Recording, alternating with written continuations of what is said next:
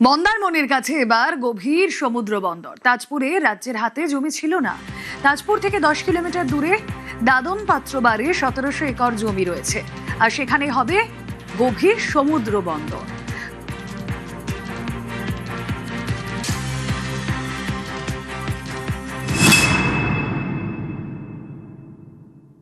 আদানি গ্রুপের এমডি করণ আদানির সঙ্গেও আমার আলোচনা হয়েছিল regarding Tajpur deep sea port.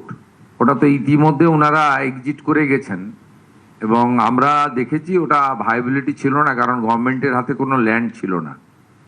যে কথা বারবার এলওপি হিসেবে তখন আমি বলেছিলাম যে তাজপুর ডিপ সি পোর্ট কখনো দাঁড়াবে না যতক্ষণ না পর্যন্ত rail, NH connectivity, warehouse সহ অন্তত কয়েক হাজার একর জমি সংগ্রহ না হবে। আমাদের যে সংশ্লিষ্ট দপ্তর, মাননীয় প্রধান সচিব তার নেতৃত্বে যে টিম সিএস এর গাইডেন্সে তারাও যে মূল্যায়ন করেছেন, তাতে তারা বলে দিয়েছেন যে ওখানে পোর্ট সম্ভবই নয়, মানে যেহেতু রাজ্য সরকার হাতে কোনো জায়গা নেই। আমরা আজকে নতুন একটা প্রপোজাল নিয়ে গিয়েছি।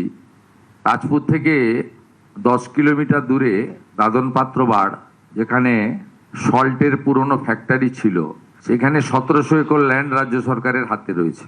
আমরা এখন ওইটা নিয়ে এগোবো। মাননীয় মন্ত্রী সর্বানন্দ সোনোয়ালজি এনওসি এবং যদি রেভিনিউ শেয়ারিংয়েও আমরা রাজি আছি। আমাদের ভারত সরকার এবং পশ্চিমবঙ্গ সরকার যৌথভাবে ওইটা নিয়ে আমরা, যেটা বাস্তবসম্মত হবে, 1700 একর জমি হাতে নিয়ে আমরা এগোবো। পরে জমি সংগ্রহ করা যাবে।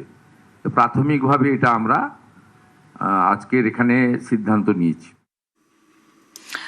সুজিত ভৌমিক সহকর্মী রয়েছেন সঙ্গে। সুজিত, মাল্টি-বিলিয়ন ডলারের এই বন্দর প্রকল্প জমি জটের কারণেই একসময় আদানি গ্রুপ পিছিয়ে নিয়ে গিয়েছিল, তারা করতে পারেনি, কিন্তু এবার শিল্পের প্রভূত সম্ভাবনা আমরা দেখতে পাচ্ছি। অত্যন্ত গুরুত্বপূর্ণ এই জায়গা, যা মন্দারমণি থেকে মাত্র 10 কিলোমিটার দূরে, দাদন পাত্রবাড়।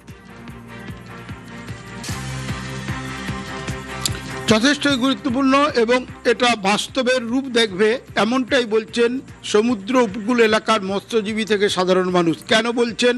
বিরোধী দলনেতা থাকাকালীন শুভেন্দু অধিকারী বারবার বলেছেন তাজপুরে সম্ভব নয়, কারণ জমি নেই, এবং রেলের যে যোগাযোগ সেটা যে থাকতেই হবে, সেটা কিন্তু দীঘা, যে তমলুক বা কাঁথির মধ্যে যে রেলপথ, তা কিন্তু ওই তাজপুর যাওয়ার জায়গা সম্ভব নয়, জায়গায় যাওয়া সম্ভব নয়। কিন্তু শুভেন্দু অধিকারী তিনি বিরোধী দলনেতা হিসেবে যে কথা বলতেন সেটা যে ঠিক, সেটা প্রমাণ করতে তিনি কিন্তু যে ভেতরে ভেতরে কাজটা শুরু করেছিলেন, আজকে তার ঘোষণা বা কাজ এগিয়ে যাওয়া বিষয়টি নিয়ে যখন বলছেন, তখন কিন্তু এলাকার মানুষজন দাদন পাত্রবাড় অর্থাৎ কিনা তাজপুর থেকে ঠিক তুমি পিছিয়ে আসো কাঁথির দিকে 10 কিলোমিটার, আবার কাঁথি থেকে 15 কিলোমিটার দূরে সমুদ্র উপকূল এলাকায় এখানে কিন্তু জায়গা রয়েছে এবং সেই জায়গার উপর সম্ভব, কারণ সেখান থেকে রেলের যোগাযোগও সম্ভব রয়েছে। এবং তুমি জানবে মন্দারমণির কাছাকাছি এই জায়গায় যদি রেলের যোগাযোগ হয়, সেক্ষেত্রে পর্যটন শিল্পের, অর্থাৎ দীঘা যাওয়া যাচ্ছে রেলে, কিন্তু মন্দারমণিও যাওয়া যাবে, সে কথা থাক। কিন্তু মুখ্যমন্ত্রী হিসেবে আজকে যেটা শুভেন্দু অধিকারী বলে দিলেন যে দাদন পাত্রবাড়ে প্রস্তাবিত যে গভীর সমুদ্র বন্দর, তার যে উদ্যোগ নেওয়া হলে সফল হবে এবং তার উদ্যোগ যে শুরু হলো, সেটা কিন্তু বিশ্বাস করছেন এলাকার মানুষজন, কারণ তারা জানেন এই জায়গা বিরাট পরিমাণ দুটো বিষয়। এক তো মন্দারমণিকে ঘিরে পর্যটন শিল্প, সেটা আরো বেটার হবে যদি কাছাকাছি এরকম একটা শিল্পের সম্ভাবনা হয়। তাজপুর বন্দর যা গড়ে উঠবে, এই যে দাদন পাত্রবাড়, আমি যদি তোমার কাছে একটু ম্যাপটা স্পষ্ট করার চেষ্টা করি, তাহলে দাদন পাত্রবাড় মন্দারমণি থেকে ঠিক কতটা দূরে?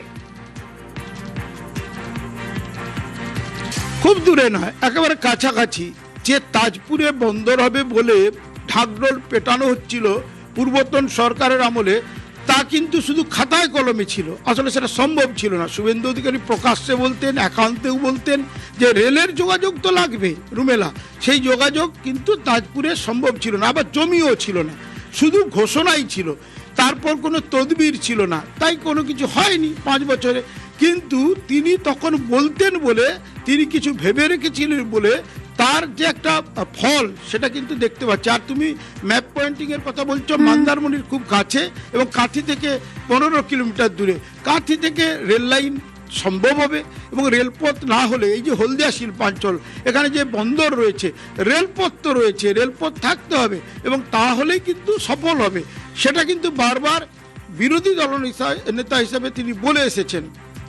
এবার তিনি মুখ্যমন্ত্রী হয়ে নিজের জেলা শুধু নয়, কাঁথির কাছে এই সমুদ্র উপকূল এলাকা এটাকে কাজে লাগাতে চাইছেন।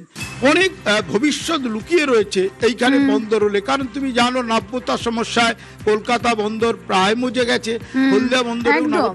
নাব্যতার সমস্যা রয়েছে। কিন্তু এই যে উপকূল এলাকা এখানে কিন্তু ভালো হবে এবং সেটা সম্ভব হবে, বাস্তবের রূপ দেখবে, এমনটাই বলছে। একেবারে এখানে 1700 একর জমি রয়েছে রাজ্যের হাতে, তা নিয়ে রাজ্য প্রসিড করার ভাবনা রাজ্যের অবশ্যই। এবং এই দাদন পাত্রবারে যদি বন্দর হয় তাহলে যে আগামী দিনে বাংলায় শিল্পের সম্ভাবনা আরো উজ্জ্বল হবে বিভিন্ন দিক থেকে, তা বলার অপেক্ষা রাখে না। কি বলছেন সেখানকার মানুষজন, শুনুন। বন্দর যদি হয় আমাদের এখানে স্থানীয় ছেলেরা বা বাইরের কিছু ছেলেরা রাস্তাঘাট উন্নতি হবে, সেজন্য সরকারকে সাধুবাদ জানাই। সরকার যেটা করছে ভালোই করছে। হ্যাঁ, আগে লবণ ফ্যাক্টরি কারখানা ছিল, এখানে 700 শ্রমিক কাজ করতো। সেই লবণ ফ্যাক্টরিটা বর্তমান বন্ধ হয়ে গেছে। তো আমরা চাইছি সরকারের উন্নয়নমূলক যে কাজ হবে সেটাকে তো আমরা ধন্যবাদ সাধুবাদ জানাবো।